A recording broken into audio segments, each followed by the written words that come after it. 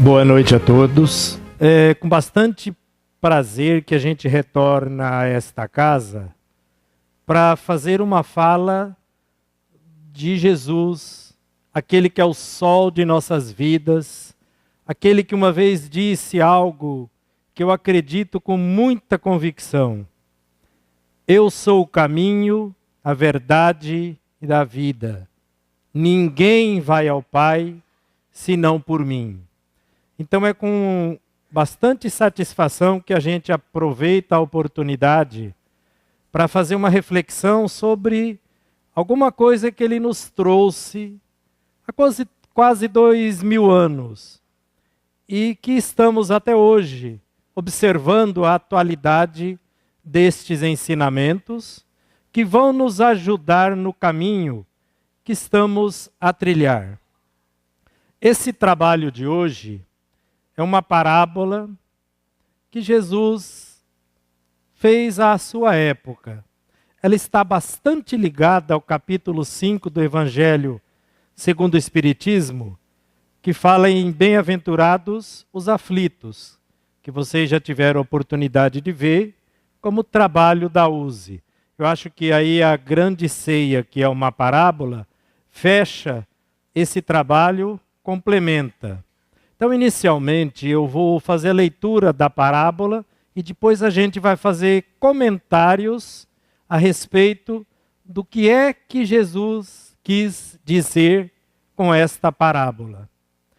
Então, ele começa assim: um certo homem deu uma grande ceia e convidou a muitos. E à hora da ceia, enviou o seu servo para dizer aos convidados: vinde, porque tudo já está preparado. E começaram todos, um a excusar-se.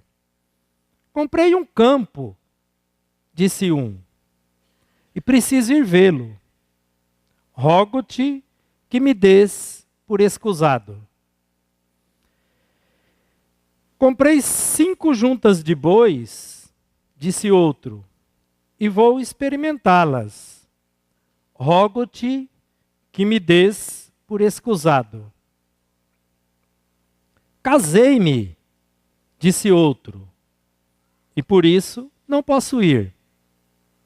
O servo voltou e comentou isto ao seu senhor. Então o dono da casa, o seu senhor, disse ao servo: sai depressa para as ruas e becos da cidade e traze aqui os pobres, os aleijados, os mancos, os cegos, os coxos.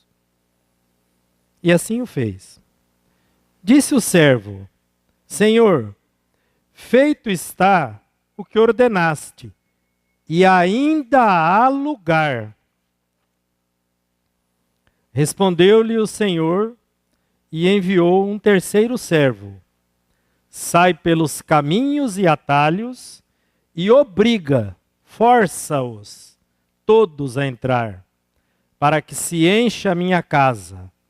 Porque vos declaro que nenhum daqueles que foram convidados provará da minha ceia. Então, este é o anúncio que ele fez quando falou sobre a grande ceia. O que vamos analisar junto com vocês nesse momento de reflexão a respeito desta parábola? Lembrando que as parábolas contêm em si ensinos profundos. Então são pequenas histórias contadas ao povo da época, usando o linguajar e as coisas que eles tinham como convivência, para que a partir daí entendessem o que ele queria dizer. Muitas dessas parábolas, foram entendidas rapidamente, perfeitamente. E algumas delas ficaram pelo decorrer dos séculos e milênios, como mais ou menos é essa daí. Ela é uma parábola bastante simples, mas de ensinos muito profundos. Parece até com a parábola do festim de bodas, mas ainda é uma outra parábola, contém ensinamentos mais profundos do que aquela. Então, o que é que as parábolas contêm? As pregações de Jesus.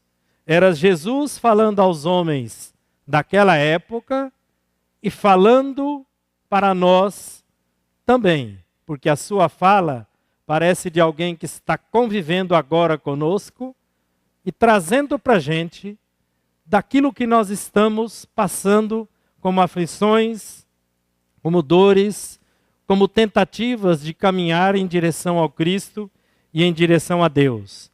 As palavras de Jesus constituem sempre um banquete espiritual, porque são dotadas de muita luz, de muitos ensinamentos.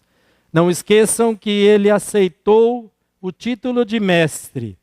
E a gente faz uma comparação com um malabarista que joga aquelas bolas para o alto e o aprendiz que tenta jogar as bolas também para o alto. A gente verifica que o mestre joga as bolas todas e nenhuma cai.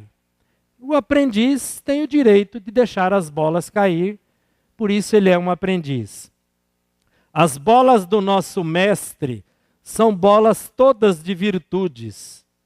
As nossas contêm virtudes, contêm tentativas que deram certo, contém tentativas que deram errado, e com as duas a gente aprende. E ainda como é um banquete espiritual e que todos iremos participar, chegaremos um dia à condição daquele mestre com as bolas todas de virtudes, sabendo falar das virtudes e sabendo exemplificar as suas virtudes. Então, na análise da parábola, ela começa assim: um certo homem. Veja que Jesus já tinha usado isso quando ele falou do filho pródigo. Um certo homem tinha 2 filhos. Aqui ele colocou assim: um certo homem, a gente sabe, este homem é Deus, então ele queria falar sobre Deus. Este homem lançou um convite para uma grande ceia. Então a ceia estava pronta, os pratos estavam todos preparados, e aí esse homem, esse certo homem, que no caso é Deus, lançou o convite. Para quem esse convite? Para nós, os seus filhos.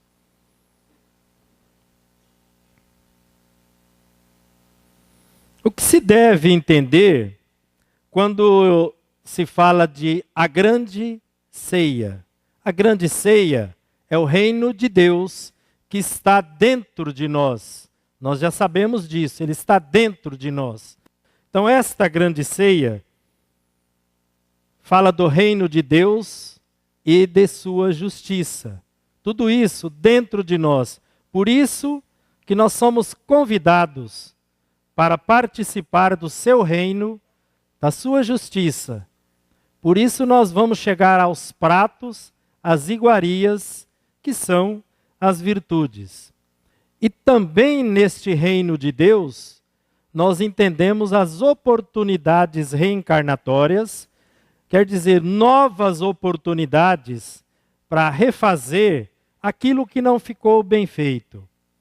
Eu vi há uns tempos atrás numa revista, se não me engano, Época, que dizia o seguinte: a doutrina espírita cresceu muito pela sua modernidade. E um dos fatores importantes que ela nos traz é uma nova oportunidade de refazer aquilo que não deu certo em situações anteriores.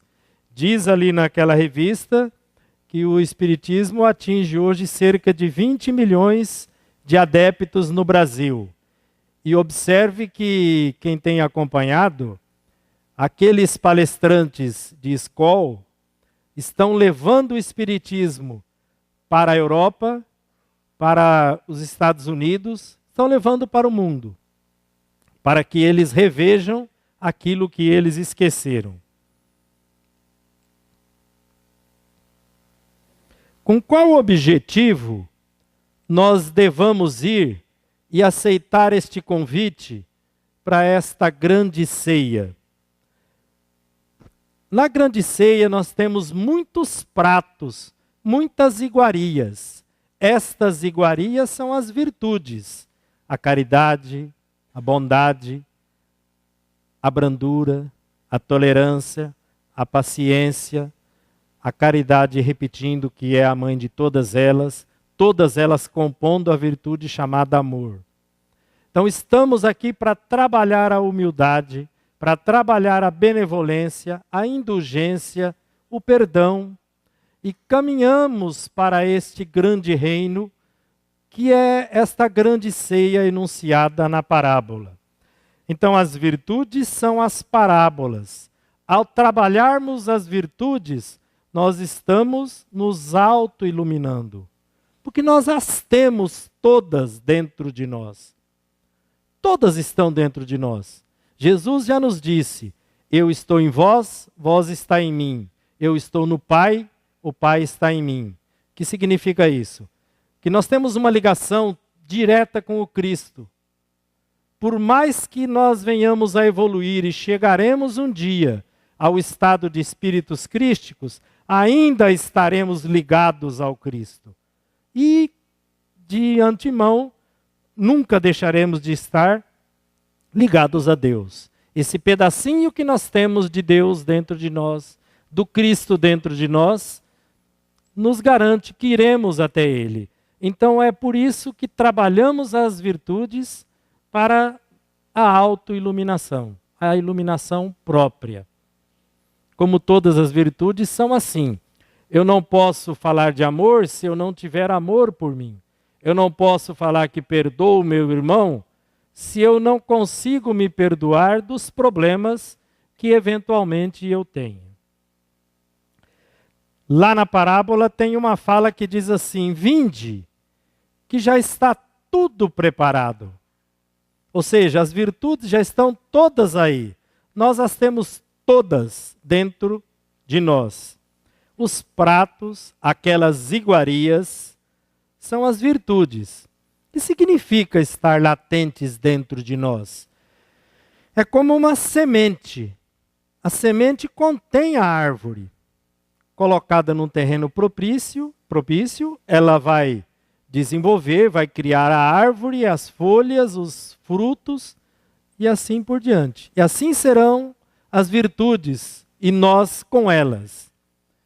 Nós temos a humildade latente dentro de nós. Falta trabalhar esta humildade. Nós temos a paciência dentro de nós. É um trabalho, é uma conquista. Falta trabalharmos com bastante empenho estas virtudes. Então, por isso elas estão latentes, porque todas elas estão dentro de nós. Esta frase é de uma extrema consolação e acaba com o mito de um sofrimento eterno. Sempre haverá lugar para os que quiserem comparecer. Lembra quando a gente fez a leitura? No primeiro momento, fica claro que alguns aceitaram, mas a grande maioria arrumou uma desculpa. Depois ele mandou um outro servo e em seguida um terceiro servo. Mas de qualquer maneira, sempre vai haver lugar para que possamos comparecer a esta grande ceia. Como tudo que Jesus fez conosco, esse é mais um convite terapêutico. Nós não somos obrigados a nada. Em princípio. Observe que ele disse: vinde a mim. Então é um convite. Se a gente quiser ir, agora, é um convite. É o convite do primeiro servo. Se a gente não quiser ir no primeiro momento, ele vai mandar um outro servo e depois um outro servo. E por fim, acabaremos indo participar desta grande ceia. Alguns, com mais rapidez, desenvolverão todas as virtudes. outros vão demorar um pouco mais, que é de sua própria escolha. Então, a busca pelos que se encontram em dificuldades, ir ao encontro do amor que o Cristo representa. Eu disse a vocês que acredito com toda a convicção, ninguém vai ao Pai senão por mim. Porque Ele foi a expressão do amor de Deus para nós quando aqui esteve. Tudo que a gente está passando, Ele já passou. E chegou ao estado de um espírito crístico e veio até nós para mostrar como é que a gente vai fazer para chegar até onde Ele chegou.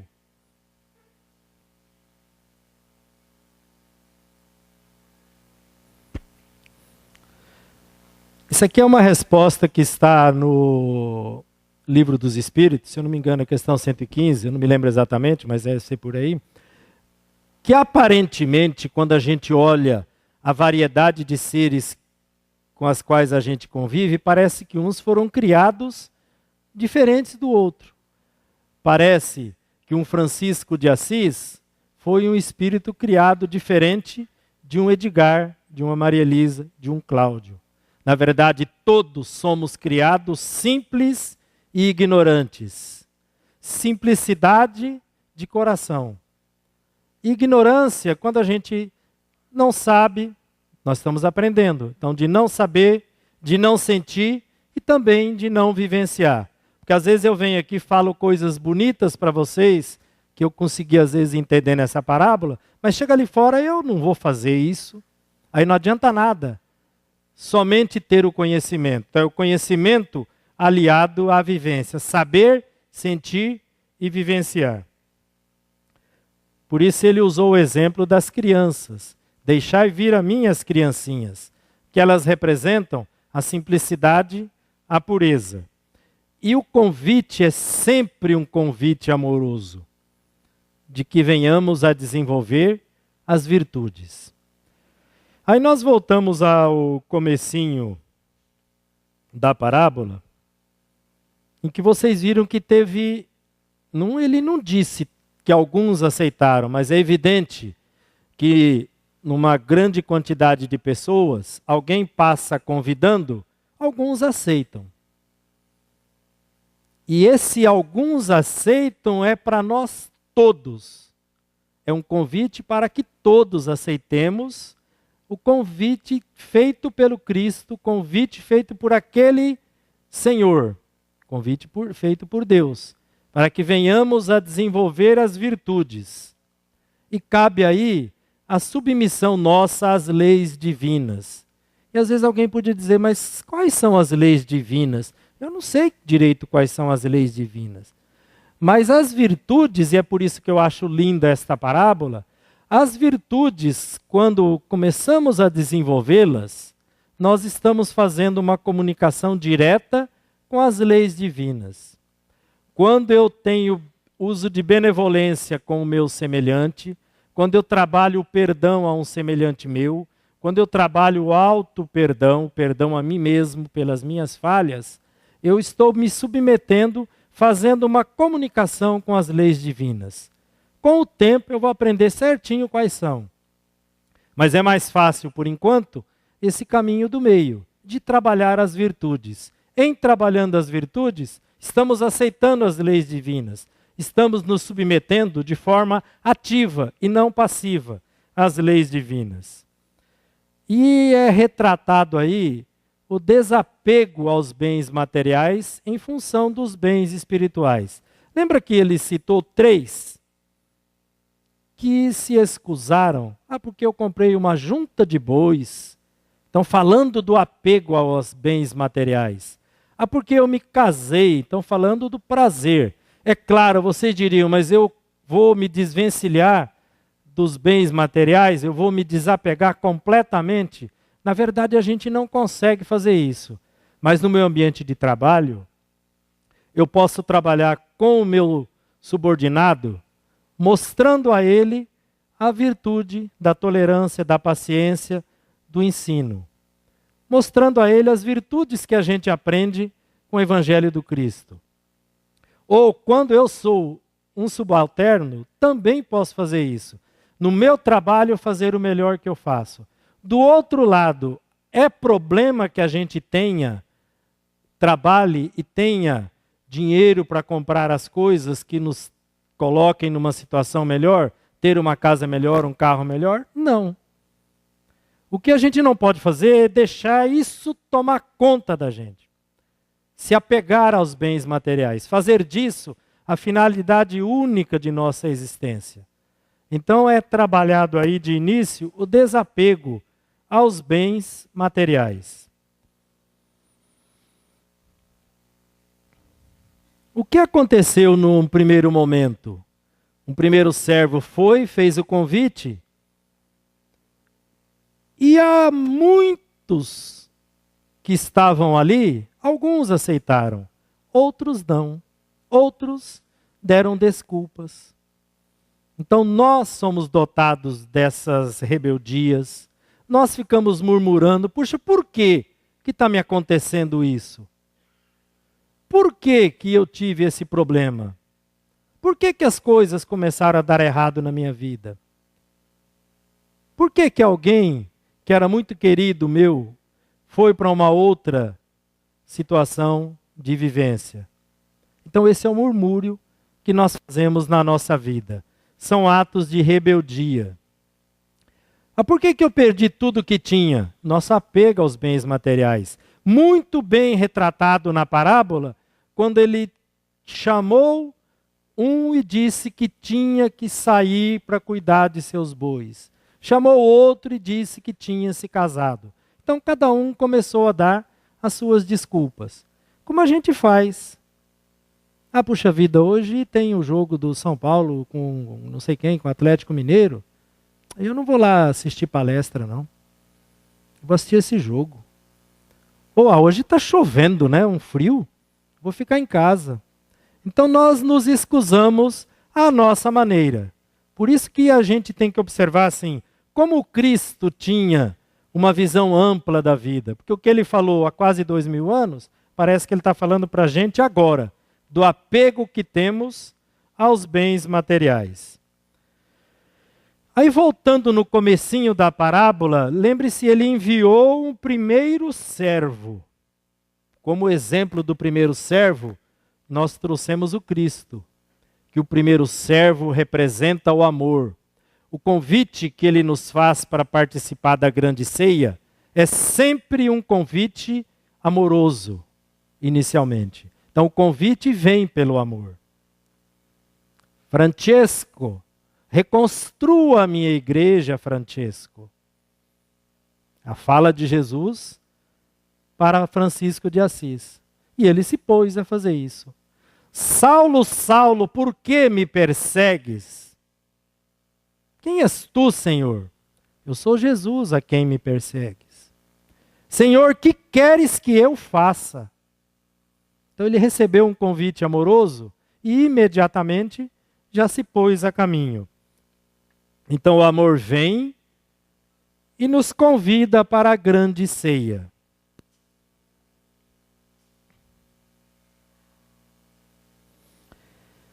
Por que o amor vem e nos convida para a grande ceia? Repetindo o que eu agora há pouco já disse, todas as virtudes estão latentes dentro de nós. Então nós já temos o que é necessário para a nossa evolução. Nós já sabemos como fazer para caminhar em direção ao Cristo, para chegar o mais perto possível de Deus, que essa é a nossa finalidade. Caminhar até chegar o mais perto possível de Deus. Então nós já temos tudo o que é necessário para a nossa evolução.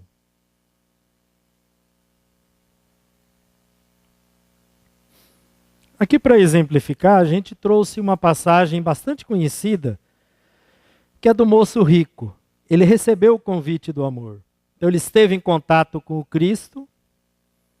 Senhor, o que eu preciso fazer para conquistar o reino de Deus? Vamos usar as palavras nossas aqui, né? Aí Jesus trouxe a ele os 10 mandamentos. Isso tudo eu faço, Senhor. Mas algo lhe falta, moço. O que me falta?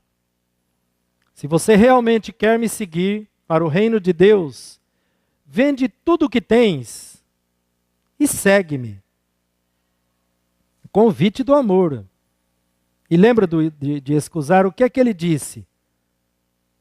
Ah, Senhor, eu vou fazer isso sim. Realmente ele estava pensando seriamente em seguir os caminhos do Cristo.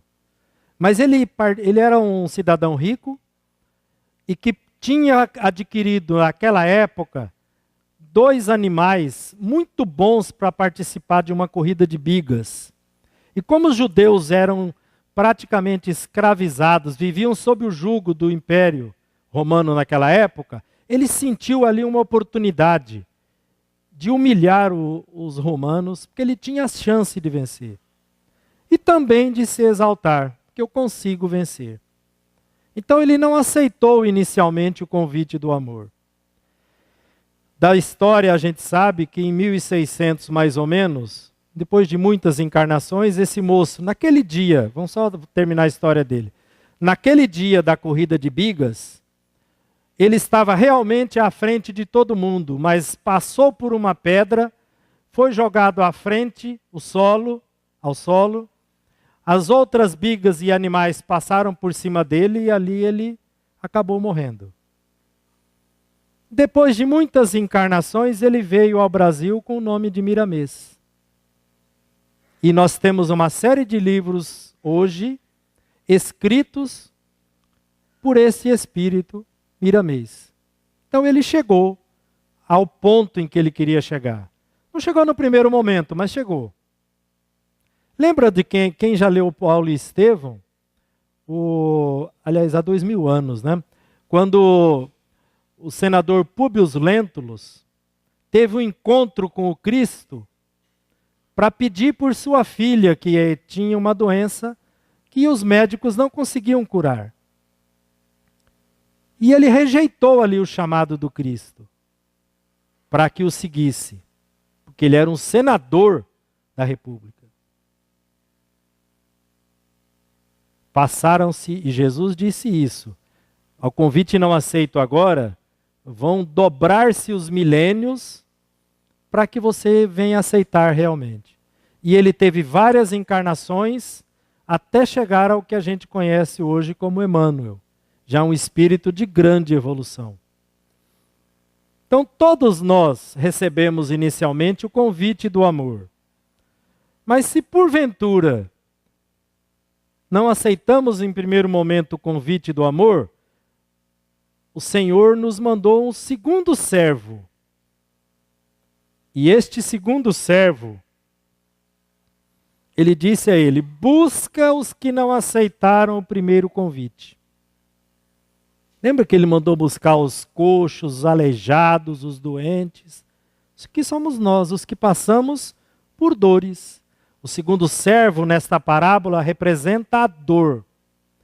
Então, aqueles que não aceitaram o convite do amor para a grande ceia, para desenvolver as virtudes, vão acabar chegando até ele, o segundo servo, que é a dor, e eles vão estar também sujeitos a aceitar ou não o convite deste segundo servo. E, aliás, é aí que a gente acaba reclamando, né? Puxa vida, por mais que eu faça, trabalho, tanto que eu trabalho, tanto que eu faço pelo outro, e me advém essa enfermidade, me advém esse problema. Quem conhece a história de Divaldo sabe o tanto de dificuldade que ele passou. O nosso querido Chico Xavier, o tanto de problemas que ele enfrentou, das pessoas e dos problemas físicos. Claro que é uma opinião minha, eu acredito que o Chico não teria que fazer expiação nenhuma, talvez ele tenha vindo para nos exemplificar de que eu não preciso estar em saúde perfeita para trabalhar as virtudes. Mas para quem não aceitou o convite do amor, veio o segundo servo, que é a dor. Veio em forma dos doentes que somos, dos cegos, dos coxos, dos aleijados. Quando a dor chega, muitos de nós entendemos a dor e aceitamos o convite para a grande ceia.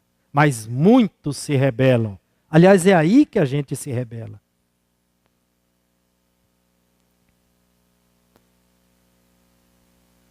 Então, alguns aceitam, outros se rebelam, se revoltam, não aceitam o convite. O que a gente colocou aí com essa parte em letra branca com fundo vermelho é uma fala do Dr. Alírio Cerqueira. Eu achei interessante essa fala dele. A grande amiga da Dona Dor é a senhora Rebeldia. Ele fala, a Dona Dor tem uma comadre muito querida, que é a rebeldia. Então, quando vem a dor para a gente, nós nos rebelamos, em lugar de aceitar. Então, alguns aceitam, muitos não aceitam. Nós temos direito de não aceitar? Temos. Temos o livre-arbítrio. Então, nós temos o direito de não aceitar. Então, a grande amiga da Dona Dor é a senhora Rebeldia. Para aqueles que não aceitaram o convite do segundo servo, o Senhor enviou um outro servo. O Senhor nos enviou o sofrimento. Então lembra que ele disse assim lá na parábola? Força-os. Então vá para os atalhos, encontre aqueles que não vieram e força-os. Para que todos venham. Então aqueles que estão nos atalhos, aqueles que querem trilhar os caminhos de Jesus de maneira falsa, então procura o sucesso sem fazer esforços. Por isso que ele colocou, força-os. Quando o sofrimento vem, não há opção.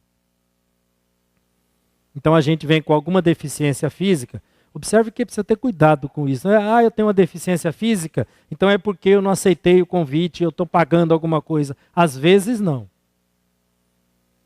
Tá? Tem que ficar bem claro isso, que às vezes eu tenho algum problema para trabalhar uma virtude com um grupo onde eu vivo. A gente teve um conhecido aí de um grande palestrante espírita que no final da vida dele, ele era carregado por uma maca e só movimentava a cabeça. E fazia grandes palestras, tinha casas que ele sustentava crianças e ele só podia se movimentar com a maca. E às vezes ele ia assistir palestra do Divaldo Pereira Franco e falava, Divaldo, você faz a palestra, mas quem sai carregado pelo povo sou eu. Que ele só podia sair carregado mesmo. Então, não há necessidade de estarmos passando pelo sofrimento, ou não significa que o fato de eu estar em sofrimento, que é porque eu fugi das responsabilidades que me eram destinadas. Mas, em geral, é assim que acontece. Quem aceitou a dor, não sofreu. Por quê? Porque a gente pode ter dor sem ter sofrimento, sem sofrer. Então, quem aceitou a dor, não passou pelo sofrimento. Quem não aceita a dor, vai passar pela dor e pelo sofrimento. Que ao passar pela dor e sofrimento, não é que Deus está nos castigando. Deus não castiga. São oportunidades reencarnatórias para resolvermos problemas anteriores a esta vida, ou até desta vida mesmo. Também esta fala aqui é do Dr. Alírio. Ele diz assim, o Senhor Sofrimento tem uma amiga muito íntima, a Senhora Infelicidade. E os três juntos, a dor, o sofrimento e a infelicidade, ele chama de o trio calafrio. Então o trio calafrio é que vai nos conduzir para o caminho da grande ceia, queiramos ou não. Então a dor, o sofrimento, a infelicidade. Esse é o trio calafrio. Já que temos aqui o convite do amor que fazemos para nós, o conhecimento da doutrina espírita, nós temos a oportunidade de evitar passar pela dor, pelo sofrimento. Porque o amor está em todos os momentos nos convidando. Não é só no primeiro momento. Mesmo quando advém a dor, eu posso aceitar o convite do amor. Quando eu aceito o convite do amor, eu tenho dor sem sofrimento.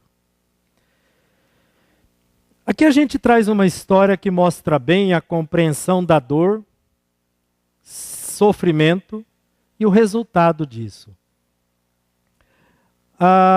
Após a crucificação, a gente tem notícia de 15 aparições de Jesus. Essa aqui é pouco conhecida. O que é essa história aí? Os judeus daquela época, que não aceitavam o jugo do Império Romano, construíram uma casa e ali eles se reuniam para fazer as tramas, para ver como que eles podiam sair daquele jugo do Império Romano. Parece que é bem atual isso, né? Então eles se reuniam, mas foram descobertos. Então eles caíram fora, deixaram a casa abandonada. E vocês conhecem também que os leprosos não podiam conviver com os companheiros da época, eles tinham que estar isolados. Então eles se alojaram nesta casa. Diz a história que aí eram 32 leprosos. Um grupo de judeus que eles chamavam de essênios, eram 12 tribos de judeus, os essênios, que alguns dizem que Jesus esteve com eles para aprender os seus ensinamentos, e nós sabemos que é justamente o contrário. Jesus esteve com eles trazendo os ensinamentos. Um ser como Cristo foi o único até hoje. Ele não precisava ninguém ensinar nada a ele. Então ele esteve com os essênios e transmitiu aos essênios os seus ensinamentos. Eles foram bastante receptivos a isso. E nesta casa que tinha os 32 leprosos, os essênios prestavam assistência, de tal maneira que essa casa passou a ser chamada a Casa de Deus. Um essênio em particular, que recebeu o nome de Mussã, além de prestar ajuda, ele ficou junto com os leprosos, cuidando deles, fazendo para eles, trazendo para eles palavras de consolação, de conforto, explicando por que eles estavam passando por dores e sofrimentos, que eles teriam uma alegria reservada a eles, se não murmurassem, se não reclamassem. Então, diariamente ele fazia isso.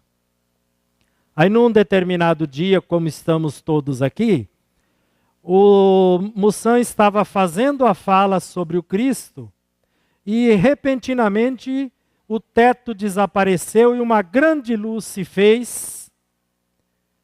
E o mestre de todos nós chegou àquele local e, como ele sempre dizia nas aparições, a paz seja convosco. Falou alguns momentos com os leprosos, passando por eles, tocando-os, e depois se foi, e junto com ele se foi a luz e o perfume que tinha chegado.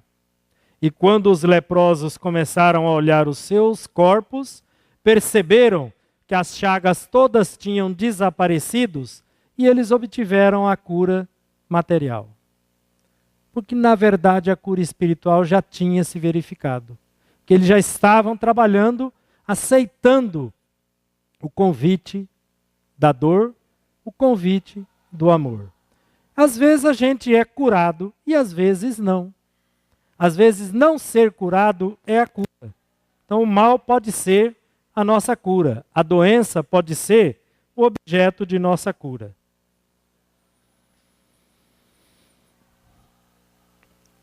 Achei interessante usar essa fala, cedo ou tarde caímos em si, porque a gente viu que Paulo, aliás, Saulo antes de ser Paulo, né?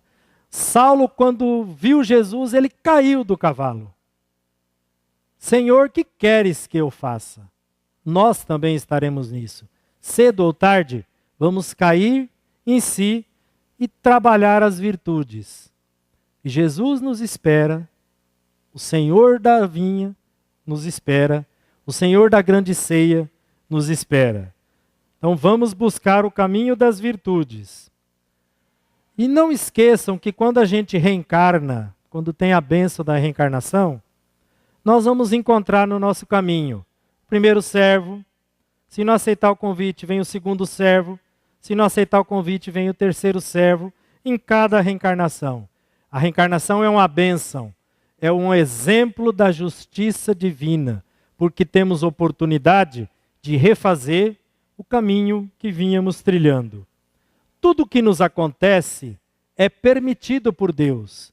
Não é que Deus está castigando, mas Ele permite para que a gente possa crescer pelas próprias forças, adquirir e trabalhar as virtudes pela própria força.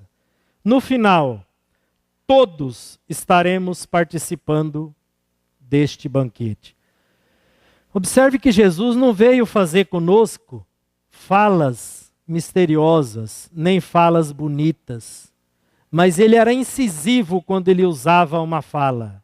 Ele dizia assim: nenhuma de minhas ovelhas se perderá. Nenhuma. Aqui está escrito, no final, todos estaremos participando desse banquete. Cedo ou tarde, chegaremos a esse banquete. Com 1000 anos, milhões de anos, mas chegaremos a esse banquete. Jesus ainda disse numa das últimas falas dele: eu me vou, mas vou preparar-vos o lugar para que onde eu estiver, estejais vós também. São palavras de grande consolação, porque a gente vai chegar ao estado crístico, ao estado em que Paulo disse: já não sou eu quem vivo, é o Cristo que vive em mim. Como Cristo disse: eu e o Pai somos um. Não é que ele era Deus. Ele tinha uma sintonia de pensamentos, sentimentos com o Pai. Com um espírito crístico como ele era, a sintonia era perfeita com o Pai. Mas ele não era Deus. Então ele fala: Pai, perdoa-os, eles não sabem o que fazem. Se Cristo fosse Deus, ele não estaria falando isso. Eu vou ao Pai porque Ele é maior do que eu. Então, no final, todos estaremos juntos. Do mesmo jeito que Cristo disse: eu e o Pai somos um. Porque no final, todos chegaremos a um estado de espírito crístico. Vai demorar um bocadinho, mas a gente vai chegar lá. Depende da intensidade com a qual aceitarmos o convite para a grande ceia. Então nós todos seremos como Cristo, um só com o Pai. Um só em pensamento, um só em sentimento. Seremos espíritos crísticos, ligados ao Cristo, ligados ao Pai. Por toda a eternidade, por todos os anos que nos faltam. Nós seremos assim também. E estaremos bem próximos de Deus, que é para isso que estamos aqui. É para isso que somos convidados para a grande ceia. A grande ceia é um convite para que trabalhemos as virtudes. Em trabalhando as virtudes todas, chegaremos bem pertinho de Deus. E é para isso que a gente está aqui. E nós chegaremos lá com toda a certeza. Ainda naquele momento da parábola, ele falou: para que a minha casa se encha. Como Jesus disse: nenhuma de minhas ovelhas se perderá. Conheço uma a uma as ovelhas que o Pai me confiou. Por quê? Porque ele já estava aqui antes que a gente estivesse. Ele já era o Cristo quando a Terra, há 4 bilhões e meio de anos atrás, começou a se formar. Ele já estava no estado de espírito crístico. Ele acompanhou toda a nossa evolução, de simples ignorantes até o estágio que estamos agora e para os estágios futuros que alcançaremos com o decorrer do tempo. Isso está a nosso encargo. Então chegaremos bem perto de Deus com toda a certeza. E esse é o grande convite da grande ceia. Chegarmos bem perto de Deus. Muito obrigado a todos pela oportunidade. Espero que a gente tenha conseguido dividir com vocês da forma que a gente sentiu. Muito obrigado mais uma vez por estarmos aqui com vocês.